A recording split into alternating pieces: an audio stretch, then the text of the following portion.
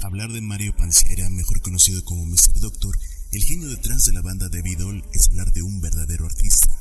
Esta es la reseña del póster de la banda Debbie Doll. Verdaderos metaleros conocen la banda Debbie Doll, una banda que es considerada de culto por sus letras profundas, por su música distinta a lo comercial, que han producido otras bandas del género gótico, y esto gracias a la verdadera inspiración de un músico, pintor, poeta y genio artístico como lo es Mr. Doctor, quien en cada una de sus canciones que sobrepasan los 45 minutos se presenta una excelente obra de arte. Sin embargo, desde 1996 no se sabe nada de tan extraordinaria banda italo-eslovenia cuando salió a la luz su último disco. Y digo su último disco, pues la última vez que Mr. Doctor y Debbie Doll entraron a un estudio fue para grabar la banda sonora para la segunda película de Mr. Doctor, de la cual hablaremos más tarde. Mario Pancera era una persona enigmática quien decidió formar la banda en 1987 utilizando su influencia por la música clásica y principalmente por películas de terror que sirvieron de inspiración para Mr. Doctor. Para reclutar a quienes formarían la primera alineación de la banda, colocó una frase profunda que solo sería entendida por quienes tenían el verdadero amor al arte. Cuanto más domine la razón a un hombre, menos probable es que acceda a la grandeza. Pocos pueden acceder a la grandeza y ninguno al arte, si no están dominados por la ilusión.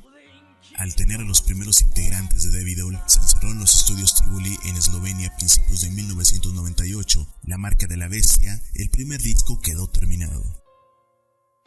Aprovechando sus dotes artísticos como pintor, Mr. Doctor se encargó de pintar la portada del primer álbum, pero su arrogancia y soberbia lo llevó a guardar la grabación en su casa y no sacarla del mercado. Esta es una pintura, no arte gráfico, respondió al ser cuestionado sobre el por qué no se dio a conocer, y si tú tienes la grabación, cosa que lo dudo, compártela con nosotros. Ese mismo año, en 1988, Debbie Doll regresó al estudio para preparar lo que sería su segundo álbum, considerado para los seguidores de la banda como el primero que salió a la luz. La niña que era La Muerte, en español, fue inspirada en la serie de televisión El Prisionero. En la versión original del disco, como todos los que grabó, es una sola pista con una duración de 66.6 minutos, aunque la mitad de la canción se produce en silencio total. Quienes conocen el estilo de Debbie Doll saben que está de más decir que la melodía tiene toques variados que muestran distintas emociones, con letras metafóricas que envuelven a quien lo llega a escuchar, pero para los posers como yo, es bueno dejarlo en claro. Poco faltaba para que el disco corriera con la misma suerte que su antecesor, pero las protestas de los demás integrantes de la banda obligaron a Mr. Doctor a distribuirlo, pero con sus reservas. 500 copias fueron grabadas y en la primera presentación que hicieron en público se regalaron solo 150 que estaban firmadas, según los fanáticos, con la misma sangre de Mr. Doctor, y el resto de las copias, pues en uno de los arranques que son característicos del líder, decidió destruirlas. Posteriormente se hicieron reediciones, pero dicen que falta la grabación del tema principal del Prisionero, una pieza de orquesta en donde se puede escuchar intermitentemente la voz de Mr. Doctor. En una de las presentaciones que realizó Debbie Doll, presentaron 14 temas del compositor alemán Hans Hessler, en donde se preparó el equipo especial para grabar la presentación y posteriormente lanzarla al mercado como Mr. Doctor le canta a Hans Hessler. Definitivamente se quebraron la cabeza al pensar el título, pero al final, otro arranque de lo que era llegó a Mr. Doctor, quien decidió cancelar su lanzamiento y destruyó la grabación. Ya para 1989, Mr. Doctor ya había iniciado su labor de escritor y preparó 2 composiciones a las que llamó Los agujeros negros de la mente, de 45 minutos de duración, y la famosa canción Heliogabalus, de 60 minutos. Por la falta de dinero, y cómo quería tener dinero si 2 discos ya habían sido cancelados, obligó a Mr. Doctor a unir ambas canciones, cambiando el nombre de la primera por Mr. Doctor y manteniendo el nombre de la segunda, siendo titulado el álbum de esta manera: Heliogabalus, el cual comenzó a distribuir hasta mayo de 1990, aunque para Europa se editaron 6 versiones diferentes y para Estados Unidos solo 2. Para que saliera al mercado, otra vez se tuvo que enfrentar a sus compañeros que exigían su distribución. Mr. Doctor no perdía el tiempo y mientras realizaba la grabación de un disco, ya se encontraba escribiendo letras para la siguiente sinfonía. Por eso, para 1991, ya tenía preparada su siguiente álbum llamado Sacrilegium, en donde utilizó imágenes de la película El sacrilegio de las armas fatales. ¿No te suena la película? Resulta que se trata de una producción experimental que fue escrita y dirigida por el mismo Mr. Doctor.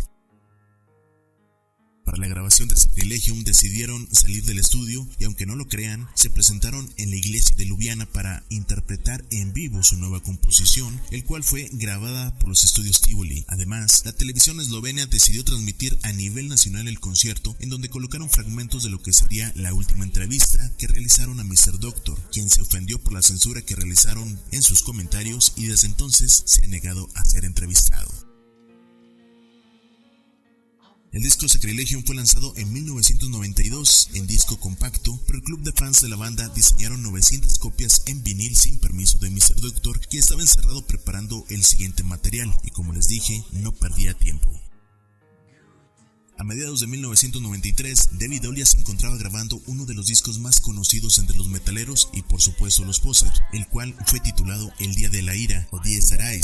Sin embargo, no sé si fue castigo divino o simple coincidencia, pero los estudios Tivoli quedaron destruidos por un incendio en plena sesión de mezcla, por lo que los integrantes y trabajadores del estudio salieron con rapidez, resultando solo uno de los integrantes con quemaduras en su cuerpo y permaneció hospitalizado.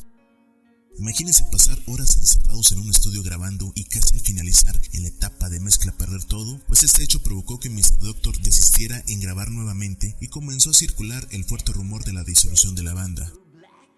A finales de 1994, cuando la banda se puso de acuerdo para iniciar nuevamente las grabaciones del disco Dies Irae en el estudio Academic Studio, las cuales no iniciaron hasta 1995 para ser lanzados a principios de 1996. Ese mismo año Mr. Doctor preparó su segunda película y, como era evidente, se necesitaba una banda sonora, y fue como preparó el disco El Día de la Ira, la cual habían preparado su lanzamiento para 1997, pero una vez más, Mr. Doctor tuvo un arranque de locura y se negó a que fuera lanzado.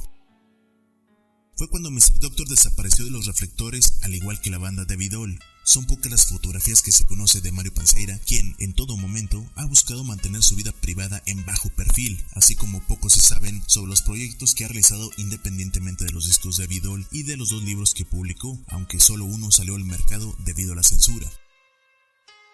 Muchos aún tenemos la esperanza de volver a escuchar de nueva cuenta las composiciones de David Doyle, pero como van las cosas, creo que nos quedaremos con las ganas. No me atrevo a recomendar un disco en especial de David Doyle, pues a pesar de ser un poser, considero una falta de respeto para Mr. Doctor tener una preferencia, cuando todos sus discos son, como él lo dijo, una obra de arte. Aunque existen varias bandas que se han dedicado a tocar los covers de David Doyle, existe una que merece toda la consideración. El proyecto conocido como Vitam Aeternam, donde el regiomontano Raúl Guerra, conocido como Rajola, ha llevado en alto el estilo que implementó David Doyle en sus tiempos mozos, un proyecto que es recomendable escuchar.